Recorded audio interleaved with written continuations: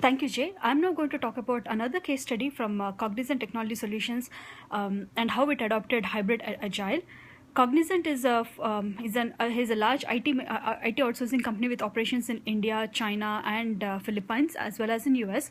It's a Fortune 372 firm with $12 billion in revenue. And the way this company has adopted hybrid agile is in executing large IT transformational projects with teams that are spread across locations. So they spoke about changing the individual behavior, defining team roles and responsibilities, and then managing governance across the organization as well as institutionalizing change. So I will now take you through a quick case study on how they have implemented the hybrid agile methodology for a truck company. So this company's situation was that they were receiving around 1.2 million calls per day, per month, for service issues relating to one of their products. So Cognizant adopted a hybrid agile methodology wherein they had distributed teams across different locations, and they were able to use an incremental iterative pipeline approach wherein the scrum master would come up with this scrum plan, the product managers will give the information for the product, and then there is continuous integration. So they also leveraged tools and techniques so that instead of doing manual unit testing, they did automated unit testing, and they also streamlined their release management.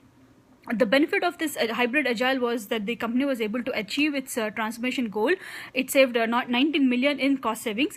This project was struggling because previously tried to adopt a software development lifecycle approach, and the application that they worked on has improved a lot in terms of its availability, and it is higher than 95% of the service level agreement. Now, when hybrid agile has to be adopted by a particular project, we also need to understand whether this approach is the right approach for the project or not. So Cognizant developed a tool that measures agile readiness.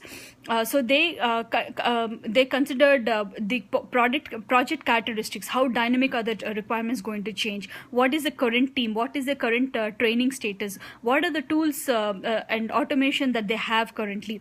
And is the process really adoptable for agile?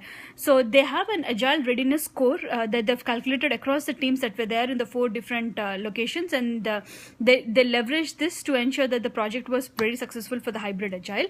So I would like to now conclude saying that hybrid agile is gaining a wider adoption. It is going to be here for a long period of time, and the advantages are operational efficiencies, process maturity, and cost savings.